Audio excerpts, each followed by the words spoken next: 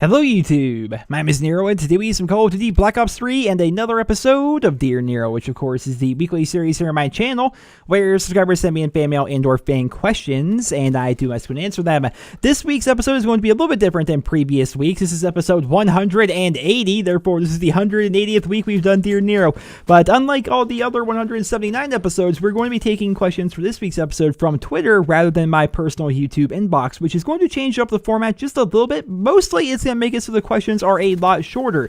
Now, my responses may be a little bit shorter than usual, and they may be a little bit longer than usual depending on the question, but it's just a different way for people to submit their questions, and we're going to see if you guys like the change. If not, I'm all for reverting back to the old way of doing things. I'm all for that as well. You know, it's a community-driven show. I'm definitely looking forward to hearing you guys' feedback on the changes to this week's episode. Without further ado, let's get into the questions. The first question is going to be coming in from Vital Force. He is going to ask, Dear Nero, if Call of Duty were to have massive dynamic features like Battlefield, would you be happy with this idea?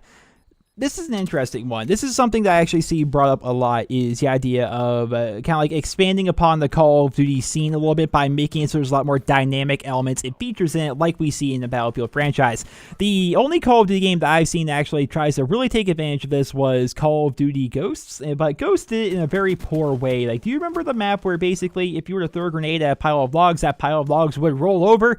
And you compare that to a giant building falling down in Battlefield, like, they're not the same. They're not the same in any way. It's tricky because Call of Duty is not like Battlefield. It's never going to be like Battlefield. It doesn't have any aspirations to even try to be like Battlefield. The reason why massive dynamic features like falling down crumbling buildings and like streets falling apart and stuff like that work in the Battlefield series is because the maps are giant, the games are long, there's lots of vehicles, and there's lots of players. Call of Duty is a much different game. Small maps, small number of people, there's no vehicles aside from kill streaks or score streaks depending on the game.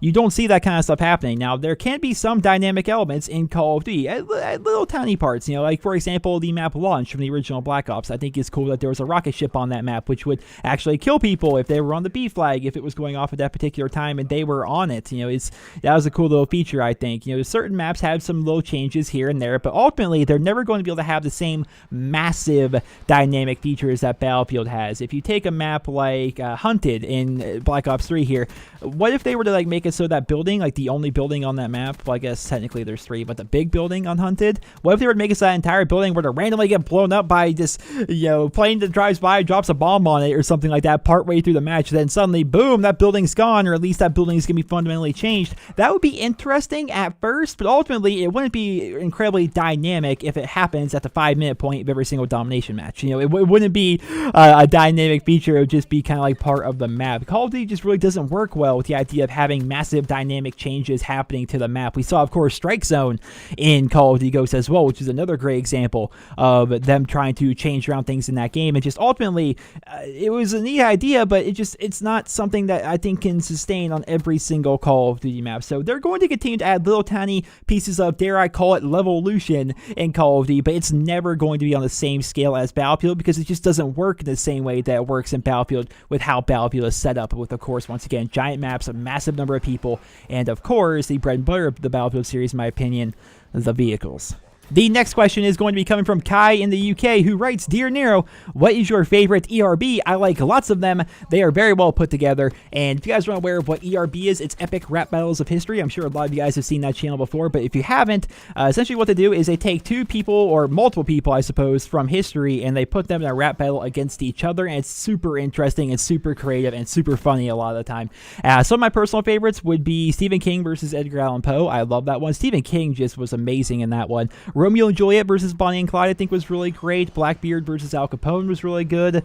What are some other ones? Of course, all the Vader ones I thought were hilarious. Bruce Lee versus Clint Eastwood was just savage. That was hilariously savage. My favorite beat of all time, at least in Epic Rap Battles of History, would actually be the David Copperfield versus Harry Houdini one. I think I actually made a comment on it saying that that beat was amazing, and for whatever reason, it's the top comment on that video now.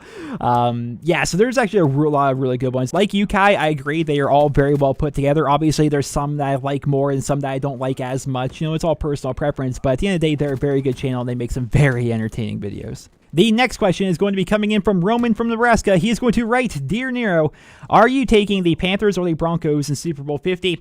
It's a tough one, man. It's a really tough one. So I want the Panthers to win because the Panthers, like my favorite team, the Cleveland Browns, have always been kind of the underdog in a lot of respects. Obviously not so much this season, but the majority of the Panthers' time in the NFL, they have been kind of like a middle of the road to lower middle of the road team.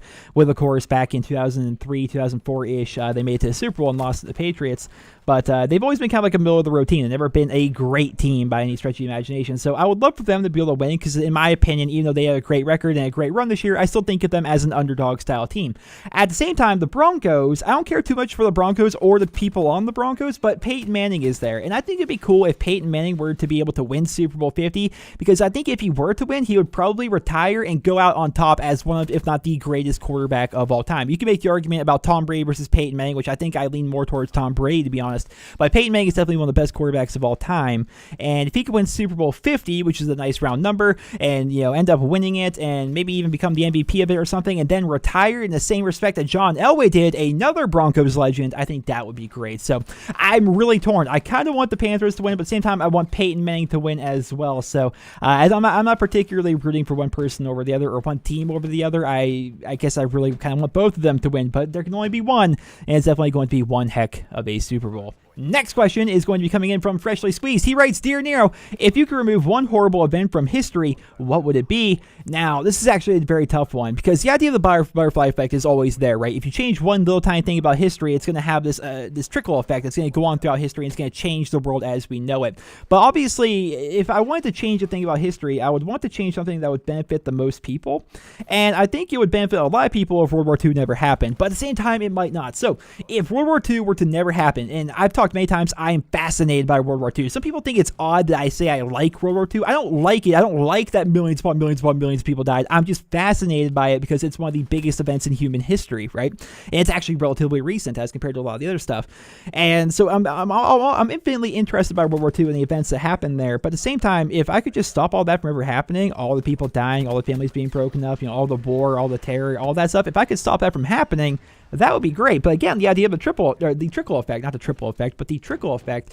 If I were to stop World War II, the world would not be anywhere like what it is today. It would be completely different. A lot of shows and movies and stuff have tried to take on that, even games. I think Wolfenstein actually is based upon this entire premise. If World War II ended differently, it would obviously change the world. The world would be very different than what we see today. And if World War II never happened at all, then the world would be vastly different than what we see today. So if I could change one thing about history without changing the world as we see it today, then I would, of course, try to change World War II because there's a lot, and I mean a lot, of casualties from that war.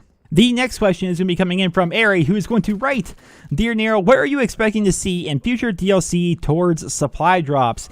So I do think that we are going to be seeing more things as the supply drops in the future, in the same light as what we saw last year with Advanced Warfare. I think we're going to see that here in Black Ops 3, but I do think it's going to remain cosmetic. I think the stuff that they're going to be adding into supply drops, essentially just increasing the loot pools, is going to make it so we get more stuff for our specialists, like more customization, more skins for our specialists, essentially, more camos, obviously, and maybe even some more attachments for our weapons. I think that would be cool because while they did add a little bit of customization to our weapons to make them feel unique in the form of these legendary drops, like you get a legendary quick draw grip, it's not really that legendary because you don't really see that quick draw grip that well. So I think it'd be cool if they would add in ones that are a bit more flashy, ones that you see and notice a little bit more. Like I believe there's actually a golden silencer for one of the weapons. I forget which weapon it is, but I believe one of these weapons, if you get the legendary silencer for it, the silencer is actually golden, which is really cool, So I'd like to see more stuff like that makes it a little bit more flashier, a little bit more noticeable. Like if you're using the Locust sniper rifle, I think it'd be nice if you could unlock like a special legendary scope for it. Like it's the same scope while you're ADSing,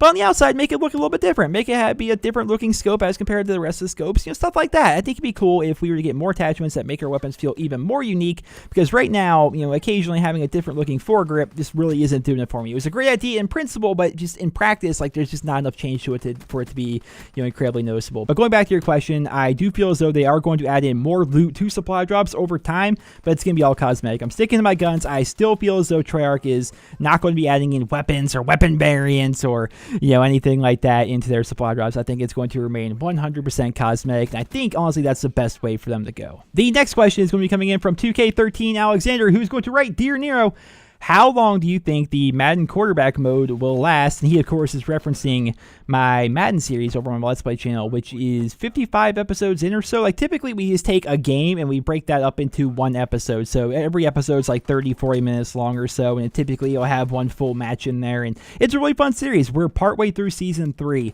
And here's the thing. So I record stuff ahead of time. When it comes to my Let's Play stuff, I don't just sit down and record 1 or 2 episodes. I typically sit down and record like 6 episodes, like in one sitting, you know.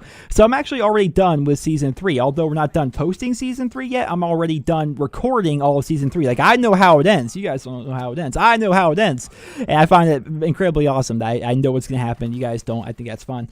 But, so we're already done with that. So I anticipate we're going to have at least one more season after this. We're going to have at least one more season, which a season is typically between 16 and 20 games. Depends on how well we do that season. So that's going to be at least 16 to 20 episodes. We're going to have at least one more season. And then after that, we might still just keep on going. Right now, I'm really enjoying Madden. I love playing it. I've been playing it a ton since it came out. And I don't see a real ending for the series because, again, I'm really enjoying the game and I enjoy making videos out of it. So we might just continue making videos out of it. We'll have to see. So we're going to have at least one more season after the current season.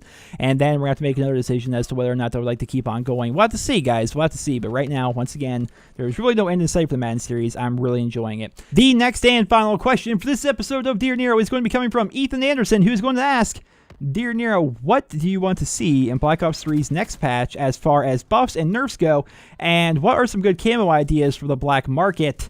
And this is actually a pretty fun one. So if I were to add camos to the black market, I'm going to answer that part of this first. I would add in wooden variants to every single weapon because I think that would be really cool. I like wood weapons. I think they look really sharp. But if there's a nice wood stock on a weapon, I like the way that looks. So it would be cool if they were, we saw it in Advanced Warfare with a Tiki camo. I think it'd be pretty easy for them to do. If they could make it so every weapon kind of looked like it was made of wood rather than metal, or at least make it so it's partially made of wood and partially made of metal, I think that would look really sharp. I really do. I love when stuff is made of wood. You know, I love wood desks. My desk is made of wood. You know, I like it when there's people's guns are made of wood. Like if the stock of the gun is wood and stuff. I like that. I think it looks really sharp. You know, I've gotten to the point where I like wood paneling in people's houses if they have that. You know, I've always liked it. So I think it'd be cool if we could get like wood camos for every single weapon and make it look like it's partially made of wood, partially made of metal. I think that'd be awesome. In terms of the next patch, what would I like to buff and nerf? Now, this is going to be controversial. I know it is, but I think I would leave the Vesper alone. I think I would. I know so many people out there hate the Vesper. Talk about it all the time. It's the most OP gun in the history of COD. Melt you like crazy. It's broken. They need to do something about it. I never, ever die to that thing. Ever. I never even see it used. Ever. I'm not even trying to be, I'm not trying to take the piss here with you guys or anything. I'm just legitimately, I never died to that gun. I never see it. And when I use it, all I think to myself is, holy goodness, this thing shoots way too fast. And I thought the same thing during the beta. Like, I can't even control this weapon. It shoots way too quickly. I don't like this thing. You know, I never died to it. I don't like using it. Therefore, I personally don't think it's overpowered. Although, if so many people are barking that it is overpowered, then it probably is. You know, it's tough to make that decision, I suppose, all on my own. But I would personally leave it alone. I think most of the weapons of Black Ops 3 are pretty good. I don't think any of them necessarily need to be nerfed. I think they're all in a pretty good state. I think, if anything, some weapons need to be buffed. Now, mainly, I think you guys see this coming, shotguns. I would like to see the KRM-262 and the Argus become more consistent. I would like to see them more in line with the Remington 870 and the KSG from Black Ops 2, because that's kind of what the weapons are sort of based off of, if you're aiming down sights with the Argus, of course. And then the KRM's kind of like the R870 in all respects, except it's just a little bit worse in my opinion. So I would like for them to be more like that, if not better, to make them more consistent and more manageable to use. Because even as somebody like me who uses shotguns in every single COD extensively, I can say from my experience that they are pretty underwhelming, all things considered. The Argus can be amazing. There's times where the Argus is ridiculous and it feels like a god gun. Then there's other times where it's missing all the time and it's incredibly inaccurate, or it gets hit markers or what have you. It's a very inconsistent shotgun. So if they were to make it more consistent, and how do you tell somebody make it more consistent? Like, how is that even feedback? I don't know. But I would like to see those two weapons become more consistent and therefore buff them up a little bit. But aside from that, I think Black Ops 3 is in a pretty good state in terms of its weapon balance. I think it's a pretty good game as of right now.